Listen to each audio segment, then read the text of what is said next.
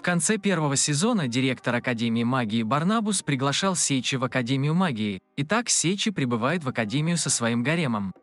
Академия магии – крупнейшая школа в мире, и это нейтральная зона, куда приезжают учиться студенты со всего мира. Одноклассники Сейчи стали студентами Академии магии еще до прибытия Сейчи. Поскольку они пришли из другого мира, им не рады в Академии магии, Барнабус надеется, что Сейчи сможет изменить это после того, как прибудет сюда. Потому что Сейчи такой могущественный, он не может стать студентом Академии магии и должен стать учителем. Среди членов гарема Сейчи, Сария и Лулун становятся студентками, пока Артория и Олега становятся учителями. Сейчи назначен Барнабусом руководителем класса F. Беатрис, бывший руководитель класса F, ведет Сейчи в класс. Ученики класса F – худшие ученики во всей Академии магии. У них не только плохие оценки, но у них еще и эксцентричный характер. Когда они узнают, что Сейчи новый руководитель, они в шоке, потому что Сейчи примерно их возраста и не похож на учителя. Затем учащиеся класса F представляются, и они плохие подростки, которые любят драться. Среди них гордая гениальная девушка, человек-медведь, который не может говорить, и второй принц империи Кайзира. Они не хотят принимать Сейчи своим новым руководителем, поэтому Беатрис предлагает позволить Сейчи сразиться со студентами, чтобы он мог доказать свою силу. Кроме того, Беатрис надеется, что Сейчи сможет помочь ученикам класса F решить сложную задачу. Перед тем, как продолжить, хочу сказать, что вы можете поддержать мое творчество донатом. Все, кто задонатит любую сумму, будут появляться в начале каждого видео. Ссылку на донат можно найти в описании. Заранее спасибо. Класс S – лучший класс в Академии магии, а лидер класса S – старший принц империи Кайзира, который смотрит на класс F свысока. Учащиеся класса F чувствуют себя очень злыми и беспомощными. Сейчи сражается с учениками класса F, как и было согласовано, и гениальная девушка хочет первой сразиться с Сейчи. Фактически ученики класса F обладают большой боевой мощью. Девушка, используя два кинжала, атакует Сейчи с огромной скоростью. Сначала Сейчи вступает в тяжелую битву, но затем он применяет магию и в одно мгновение побеждает девушку. Вскоре после остальные трое учеников предлагают вместе сразиться с Сейчи. Трое студентов дерутся похожим образом, и все они обладают огромной силой. Сейчи первым уклоняется от их атак, а затем находит возможность блокировать их атаки и контратаковать магией, чтобы победить их в одно мгновение. После битвы Сейчи наконец-то знает, в чем заключается самая сложная проблема класса F. Оказывается, ученики класса F проклятые и не могут творить магию. Поэтому, хотя у них сильная боевая мощь и воля, они по-прежнему худшие ученики в Академии магии. Сейчи видит, что их тела скованы проклятыми цепями. Если он сможет разорвать эти цепи, они смогут творить магию. Сильное желание пробуждает у Сейчи новый навык, позволяющий снимать проклятия.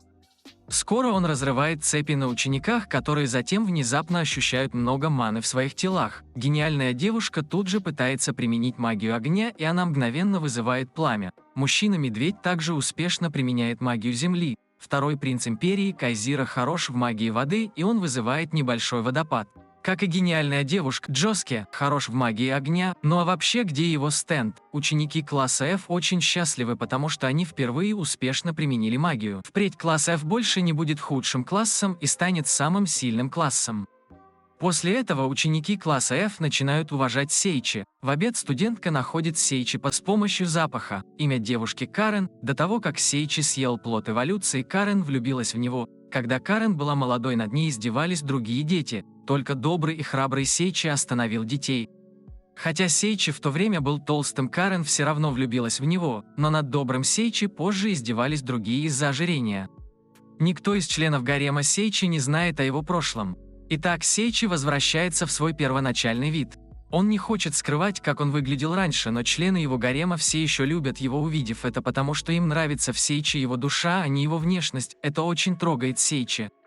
Карен рада видеть так много хороших девушек, влюбленных в него. Но затем она хочет покинуть Сейчи, потому что может подвергнуть его опасности. Затем Сейчи обнаруживает, что Карен носит кандалы рабства. Оказывается, Карен и остальные ее одноклассники стали рабами империи Кайзира. Сейчи очень зол, используя свою ману, чтобы издать рев, от чего у студентов кружится голова, но их кандалы все разбиты. Весь мир слышит этот рев, и они чувствуют великую силу Сейчи. После этого Барнабус сообщает Сейчи, что император Кайзеровской империи хочет завоевать мир, поэтому ему нужно большое количество рабов. Королевство Винблигон хочет объединиться с волшебным королевством против империи Кайзира. У Кайзеровской империи тоже есть союзники. Великий Орден Дьявола, который поклоняется Великому Дьяволу, является союзником Кайзеровской империи. Великий Орден послал 2 шпионов проникнуть в Академию магии. Скоро в Академии магии пройдет турнир, в котором примут участие все классы, и ученики класса F надеются доказать свою силу на этом турнире.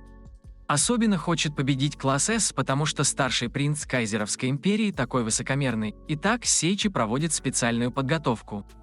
Ученики класса F пытаются атаковать Сейчи с помощью магии, но Сейчи легко блокирует магию. Они только что научились творить магию, так что их магия недостаточно сильна. В это время класс S тоже приходит на полигон. Старший принц Кайзеровской империи насмехается над классом F, говоря, что слабому должно быть стыдно. Второй принц сердито возражает старшему принцу, полагая, что люди, будто сильны или слабы, имеют право на уважение. И он ему говорит, что докажет это на турнире. После этого класс F продолжает специальную подготовку, и они очень усердно тренируются до дня перед турниром. В день турнира, как раз тогда, когда класс S и класс F вот-вот начнут драться, внезапно появляются 2 шпиона из Ордена. Они хотят убить всех студентов, даже 2 принцов Кайзеровской империи. Оказывается, настоящая цель Великого Ордена не в завоевании мира, а вызвать Великого Дьявола и уничтожить весь мир. Женщина-шпион хороша в магии контроля над разумом, и она контролирует многих учеников, чтобы заставить их нападать друг на друга. Старшего принца чуть не убили другие студенты, и в это время его спасает один из учеников класса F. Старший принц шокирован. Он много раз насмехался над классом F, но они готовы спасти его. Позже вместе они начинают сопротивляться. Как приманка, старший принц выдерживает нападение женщины-шпионки, а остальные пользуются возможностью атаковать ее мгновенно. После ранения она впадает в состояние безумия, атакуя учеников очень мощной магией огня. Именно тогда Беатрис останавливает шпионку. Что касается Сейчи, он ходил в туалет из-за пищевого отравления. Шпионка знает, что Беатрис учительница, поэтому она контролирует ученика и заставляет его напасть на Беатрис. Беатрис боится причинить вред ему, поэтому она не сопротивляется. Ученики класса F обращаются к нему вместе с Беатрис, делая его постепенно свободным от контроля над разумом. После того, как он приходит в сознание, Беатрис наконец-то сможет дать отпор шпионке, и она мгновенно побеждает ее. Хотя они победили шпионку, другой шпион еще здесь. Он является более мощным соперником. Он только что победил Барнабуса и собирается напасть на остальных. Женщина-шпион просит спасти ее, но он напрямую приносит ее в жертву Великому Дьяволу в обмен на более мощную силу. Позже он начинает драться с Беатрис, которая вскоре окажется в невыгодном положении. Видя это, студенты хотят помочь Беатрис, но он настолько силен, что вскоре побеждает Беатрис и студентов. После этого он намерен убить этих студентов на глазах у Беатрис, чтобы довести ее до отчаяния. Таким образом, сила Великого Дьявола будет увеличена. Как раз в тот момент, когда он начинает свою последнюю атаку, наконец приходит Сейчи и останавливает его. Видя, как многие ученики и учителя получили ранения, Сейчи очень зол и легко побеждает шпиона, что делает его героем Академии магии. После этого старший принц признает класс F, и он должен признать, что ученики класса F очень хорошие. В этот момент происходит несчастный случай. Побежденный шпион жертвует своей жизнью, чтобы мгновенно убить Сейчи и ученицу с помощью ужасающей магии. Скоро души Сейчи и студентки попадают в подземный мир. Студентку зовут Айри, и она тайно любит Сейчи, поэтому она хотела заблокировать для него магию, но была убита вместе с Сейчи. Однако у них есть шанс воскреснуть. Пока их души смогут пройти Божьи испытания, их можно вернуть к жизни. В первом испытании Сейчи должен ответить на вопросы об Айри. Вопрос в том, нравится ли Айри Сейчи с начальной школы. Айри не может говорить, поэтому она, используя свое тело, побуждает Сейчи ответить «нет». Сейчи видит подсказку и выбирает правильный вариант. Затем раскрывается ответ. Айри не любила Сейчи в начальной школе, но Сейчи ей нравился со средней школы, потому что в то время у нее не было друзей, и Сейчи был единственным, кто хотел с ней поговорить. После этого Сейчи нужно пройти второе испытание – лабиринт. Если он сможет пройти через лабиринт, он может выйти из подземного мира и воскреснуть. В лабиринте 3 охранников, но Сейчи легко их побеждает. Лабиринт пройти несложно, и Сейчи успешно выходит из подземного мира после победы над охранниками. Друзья Сейчи очень рады видеть воскресшего Сейчи. В это время Луиза прибывает в Академию магии, где она теряет сознание сразу после того, как увидела Сейчи. Оказывается, до этого королевство собирается заключить союз с демонами, и им нужен свидетель, поэтому Луиза приходит и приглашает Сейчи быть свидетелем. Тем временем генерал Кайзеровской империи раскрыл заговор Великого Ордена Дьявола. После того, как Великий Орден взял под свой контроль империю Кайзера, это приводит людей здесь в отчаяние. Они кормят Великого Дьявола отчаянием людей, пока дьявол не обретет силу уничтожить мир. Итак, генерал сбегает из империи Кайзера, намереваясь рассказать об этом двум принцам, которые учатся в Академии магии. Но на полпути генерал встречает Дестру, лидера Ордена Великого Дьявола. Дестра очень могущественна, и она быстро побеждает генерала злой магии. Как раз в тот момент, когда Дестра собирается казнить генерала, Луиза останавливает его. Луиза направлялась в Академию магии, и так она знакомится с генералом и Дестрой. Но Дестра сильнее Луизы, и Луиза быстро терпит поражение. Нежелание убивать женщин Дестра уходит сразу после того, как убивает генерала. Прежде чем умереть, генерал рассказывает Луизе о заговоре Великого Ордена.